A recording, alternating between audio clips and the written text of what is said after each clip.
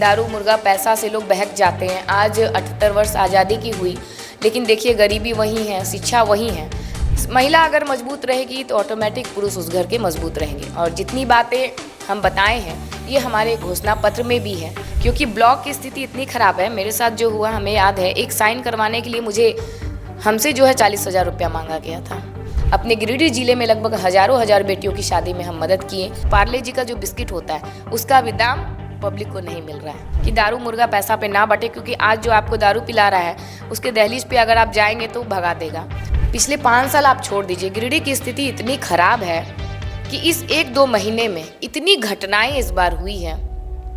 जच्चा बच्चा दोनों मर रहा है। हॉस्पिटल जाते हैं, गलत इंजेक्शन पड़ता है, जच्चा बच्चा दोनों मर जाते हैं।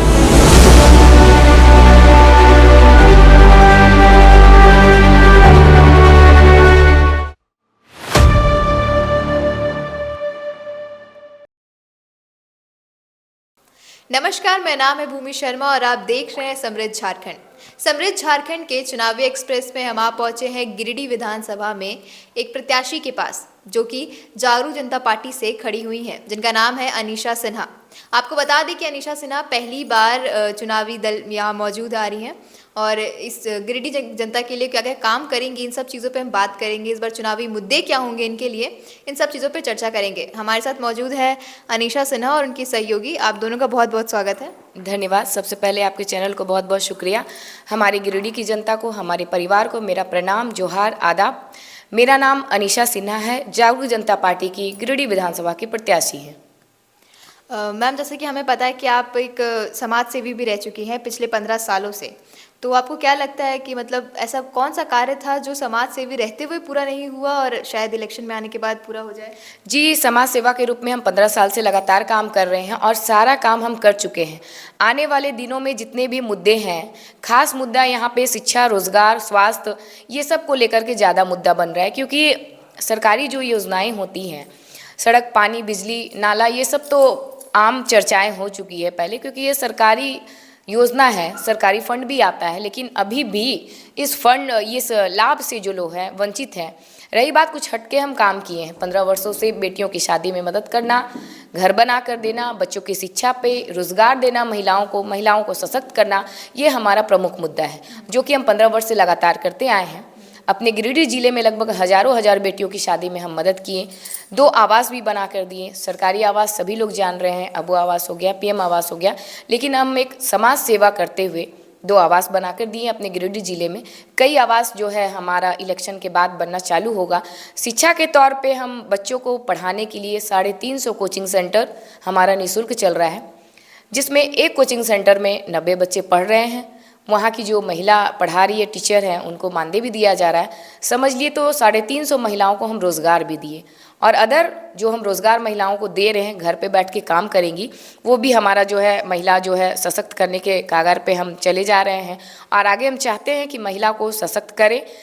महिला अगर मजबूत रहेगी तो ऑटोमेटिक पुरुष उस घर के मजबूत रहेंगे। और जितनी बातें हम बताए हैं ये हमारे घोषणा पत्र में भी है, और इसको आप अगर देखना चाहेंगे, हमारे परिवार गिरिडीह की जनता, तो हमारा फेसबुक आईडी अनीशा सिन्हा के नाम से है। सोशल मीडिया सभी यूज़ करते हैं। किसी के बातों पे आकर कोई किसी पे विश्वास नहीं करता, क्योंकि हम एक आम प्रत्याशी हैं। ब्रांडेड पार्टियां, बीजेपी, कांग्रेस, जेएमएम को सभी जानते हैं।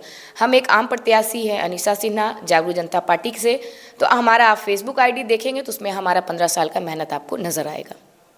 क्योंकि आप पहली बार इस इलेक्शन में खड़ी हो रही हैं, तो एज अ न्यू कमर आपको क्या लगता है, क्या चुनौतियाँ आपके पास आई अभी तक? देखिए, बहुत सारी आई हैं जिनको हम पहले ही पूरा कर चुके हैं। शिक्षा को लेकर हम बता ही दिए, रोज़गार को लेकर बता ही दिए, बेटियों की शादी में हम किए मदद। बाकी जो सरकारी योजनाएं हैं, हम चाहेंगे कि हम सत्ता में आएंगे, लोगों का प्यार आशीर्वाद हमें भरपूर मिल रहा है, लेकिन फिर भी कहेंगे एक राजनीति है ये। राजनीति में तो सभी जान रहे, लोगों को लालच जो है बहकावे में ढाल देता है। दारू मुर्गा पैसा से लोग बहक जाते हैं। आज 78 वर्ष आज़ादी की हुई, लेकिन देखिए गरीबी वही है, शिक्षा वही है।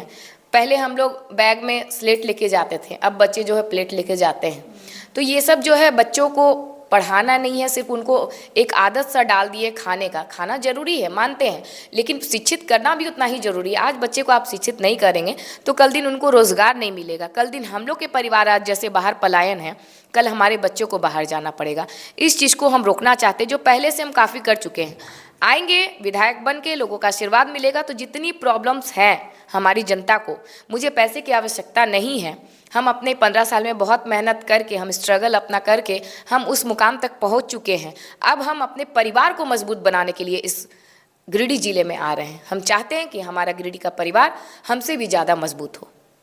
इस बार चुनाव में आपके मुद्दे क्या रहेंगे? ऐसे 5 मुद्दे बताइए जिस पे आप काम करना चाहेंगे बेहतर तरीके से, जो शायद नहीं। पहले तो हम बहुत कुछ कर चुके हैं, मुद्दा तो हम 3-4 बता ही दिए। स्वास्थ्य को लेकर के, क्योंकि पहले की जो हम मुद्दे बताएं आपको, शिक्षा, रोजगार, बच्चों के आपका ये बेटियों की शादी में मदद, बाकी जो सरकारी योजनाएं वो तो करेंगे ही। अगर हम जो विधायक बनेंगे तो वो हमारा काम ही है, कुछ को करना है। हम समाज सेवा कर रहे थे, समाज सेवा कर रहे हैं, समाज सेवा करते रहेंगे।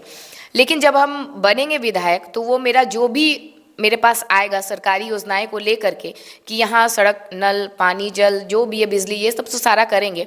लेकिन स्वास्थ्य को देखकर भी ज़्यादा भावुक है हमारा दिमाग, क्योंकि पिछले 5 साल आप छोड़ दीजिए, गिरिडीह की स्थिति इतनी खराब है कि इस 1-2 महीने में इतनी घटनाएं इस बार हुई है।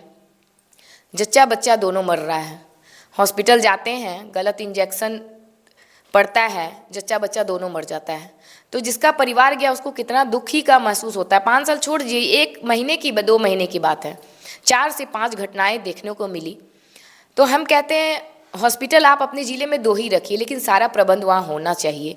वहाँ प्रबंध नहीं हो रहा है तो उसको ऑथराइज़ ना दे खोलने की, क्योंकि कोई भी पेशेंट उम्मीद से जाता है और उम्मीद वो वहाँ पे नहीं उनको व्यवस्था मिलती है, जिससे नुकसान होता है परिवार का। उस पर हम ज़्यादा जो है फोकस कर रहे हैं। इसके बाद जितनी योजनाएं पे जो फोकस किए हैं उसको हम पहले से निभा रहे हैं, और इसको मजबूती से तभी कर पाएंगे। जैसे अभी कोचिंग सेंटर की बात किए, हमारा स्कूल भी खुलेगा, लेकिन हमको वो मजबूती मिलेगी तब ना। बच्चे वहाँ निःशुल्क पढ़ेंगे, स्कूल में भी वहाँ के जो टीचर रहेंगे उनको मानदेय भी मिलेगा। लेकिन हम एक समाज सेवी के रूप में कितना कर पाएंगे? हमें मजबूती अगर जनता का मिलेगा तो हम चाहते हैं उनको और डबल मजबूती प्रदान करना। ये मेरा प्रमुख जो है मुद्दा है कि हम इस पे जो है आगे कैसे आएँ। जनता का प्यार अगर हमें मिलेगा तो हम पूरा अपना जी जान लगा देंगे। महिलाओं के लिए तो हम खास कर सोच रहे हैं कि महिलाएं आज जो घर बैठे कमाएंगी, उनके बाहर जो उनके परिवार रह रहे हैं, पति हो, शौहर हो, भाई हो, उनको वापस अगर बुला लेती हैं, दोनों मिलकर कमाएंगे तो सुंदर परिवार का गठन होता है। अभी जैसा कि आपने कहा कि यहाँ पे लोगों को बहुत तकलीफ हो रही है और आप भी ये चीज़ देख रहे हैं, तो एक नागरिक के तौर पे, गिरिडीह की एक नागरिक के तौर पे आपको क्या लगता है कि अभी तक क्या क्या काम बचा हुआ है? ये तो विधायक वाली सारी बातें हुई कि हाँ ऐसा ऐसा है, लेकिन नागरिक के तौर पे देखिए, नागरिक के तौर पे हम बोले तो हम भी बहुत कष्ट झेले हैं, क्योंकि ब्लॉक की स्थिति इतनी खराब है। मेरे साथ जो हुआ हमें याद है, एक साइन करवाने के लिए हमसे जो है 40,000 रुपया मांगा गया था।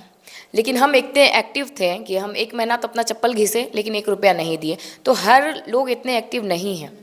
आज उनको दारू मुर्गा पैसा खिलाकर जो है वोट ले लिया जाता है, और जब ब्लॉक में जाइए आप काम करवाने के लिए तो उनसे पैसा का डिमांड किया जाता है। ये सभी लोग जान रहे हैं। तो बताइए, जो 500 रुपया देकर एक वोट ले लिया, ब्लॉक में जाइएगा 2,000 का डिमांड, तो बताइए 500 रुपया देकर उसको फुसला लिया, ब्लॉक जाइए 2,000 रुपया ले लिया, समझिए कि उसको डबल से भी ज़्यादा उसको नुकसान हुआ। तो ब्लॉक ब्लॉक को ठीक करना, स्वास्थ्य विभाग को ठीक करना, हमारा थाना जो है उसको ठीक करना, जहाँ पे पैसे की वसूली की जाती है हर एक काम में। हर एक लोग इंसान इस तरह नहीं होते, लेकिन कहीं कहीं पे ये सब जो है देखने को मिलता है, सुनने को मिलता है। ये सब चीज़ पे रोक लगाना है, एक नागरिक के तौर पे हम बता रहे हैं, क्योंकि हम इस चीज़ को झेले हैं। जब हमारी स्थिति खराब थी तो कोई हमारा साथ नहीं दिया, क्योंकि हम भी एक मतलब मतदाता के रूप में थे। मत हमने भी दिया किन्हीं ना किन्हीं को, लेकिन उस टाइम हमारा कोई सहयोग नहीं किया। और उसी दिन हम ठाने थे, जिस दिन हमें मजबूती मिलेगी उस दिन महिलाओं के लिए, महिलाओं को सशक्त करने के लिए हम जरूर आवाज़ उठाएंगे। आखिर कोई ना कोई तो आवाज़ उठाने वाला होना चाहिए। 78 वर्ष आज़ादी की हो गई, क्या मिला? आज तक लोग वहीं रेंग रहे हैं। हम चाहते हैं कि एक बार जो है हमें मौका मिले, गिरिडीह की जनता सहयोग करे। 5 साल जो हमें मिलेगा अवसर, रुख बदलने को देखने को मिलेगा गिरिडीह की जनता को। अच्छा, ये इलेक्शन में एक प्रोग्राम आपका चल रहा है, डोर टू डोर कैंपेन, जिसमें आप मतलब लोगों के पास जाके कर रही हैं, तो आपको क्या लगता है कि बात करने से क्या समस्या सामने आ रही है? सब यही बस यही चीज़ है। रोड कहीं है, पानी की व्यवस्था नहीं है। बहुत जगह गए तो यहाँ पे बोल रही है कि दीदी मैं यहाँ बहुत बच्चे हैं जो नहीं पढ़ पा रहे हैं, स्कूल जा रहे हैं लेकिन वैसा व्यवस्था नहीं है। तो हम अपना कोचिंग सेंटर हमारा निःशुल्क जो चल रहा था उस पर हम बताए हैं कि ऐसी ऐसी व्यवस्था है, आप कर सकते हैं। बाकी महिलाओं को खासकर उन लोग बोलती कि हम लोग का कुछ रोज़गार दिया जाए, तो हम बताएं कि उनको पहले से रोज़गार दिया गया है और आगे भी जो है चलता रहेगा। तो ऐसी ऐसी समस्या आई जो हम प्रॉब्लम को सॉल्व पहले कर चुके हैं, तो इससे सभी लोग खुश हैं। लेकिन फिर कहेंगे राजनीति है। हालांकि हम हर इंटरव्यू में बताते आ रहे हैं कि दारू मुर्गा पैसा पे ना बटे, क्योंकि आज जो आपको दारू पिला रहा है उसके दहलीज पे अगर आप जाएंगे तो भगा देगा। तो दारू पिला रहा है वही भगा भी रहा है, वही तो मानसिकता को थोड़ा चेंज करना होगा। पैसे की जहाँ बात है, 500 रुपया देकर वोट ले लिया जाता है, तो वो देखने का है कैलकुलेशन अगर आप करेंगे। राजनीति में उतरे तो हम एक एक चीज़ का कैलकुलेशन किए हैं कि 5 साल में 1825 दिन होता है, एक दिन का मात्र 28 पैसा मिलता है। अगर 500 रुपया कोई देता है एक वोट के लिए तो सोचिए 28 पैसा एक व्यक्ति का कीमत है। कैलकुलेशन पब्लिक मिला सकती है। 2000 भी देता है तो 5 साल में 1825 दिन, एक दिन का मात्र 1 रुपया 8 पैसा, मतलब एक पार्ले जी का जो बिस्किट होता है उसका भी दाम पब्लिक को नहीं मिल रहा है। रही बात कि जनता जब वोट डालने के लिए जाती है तो उनको जो है दबाव बनाया जाता है कि नहीं ऐसा नहीं करेगी तो ऐसा हो जाएगा, ऐसा करेगी, तो लोग जो है इसे डरे हुए रहते। उस डर को हम ख़त्म कर रहे लगातार पब्लिक के बीच बोलकर। और बहुत लोग ऐसे बोलते हैं कि झंडा बैनर लगता है, जो हमारा कहीं झंडा बैनर आपको नहीं दिखेगा, बिल्कुल हम मना किए हैं। और जिनको मन है वो लगा भी रहे हैं, ऐसी बात नहीं है। बाकी सभी का झंडा जो देखने को मिलता है, हम यही बोलते हैं कि झंडा बैनर से कुछ नहीं होता है। अगर आप काम किए रहते आज तो झंडा बैनर लगाने की ज़रूरत नहीं पड़ती। उनके दिल में आप बसे हुए हैं तो झंडा बैनर की आवश्यकता नहीं है। आप इतना ही काम कर दीजिए कि अगले 5 साल में झंडा बैनर खुद आपके पब्लिक लगाएंगे, आपके कार्यकर्ता नहीं। अच्छा, आप शिक्षा पे काफ़ी ध्यान दे रहे हैं, रोज़गार पे भी ध्यान दे रहे हैं, जो आदि समस्या उन पे भी। महिला के लिए आपने क्या क्या सोचा है अभी तक, मतलब कि क्या क्या चालू करेंगे?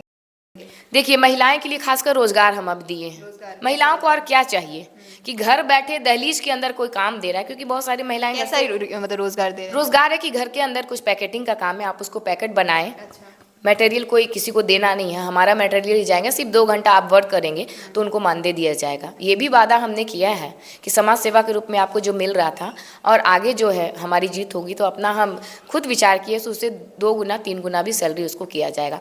तो महिलाएं ये सोचती है कि हम पढ़े लिखे नहीं कमा सकते, लेकिन हमारा जो रोज़गार है ये बिना पढ़े लिखे भी महिला पैकेट का काम कर सकती है। बहुत सारी महिलाएं बोलती है कि हम तो पढ़े लिखे नहीं है, कैसे कमाएंगे। तो उनके लिए सब कुछ सोच समझ के हम ये योजना को जो है रोज़गार को जो है लाए हैं और आगे इसको कर भी रहे हैं। धन्यवाद। बहुत बहुत शुक्रिया आपका।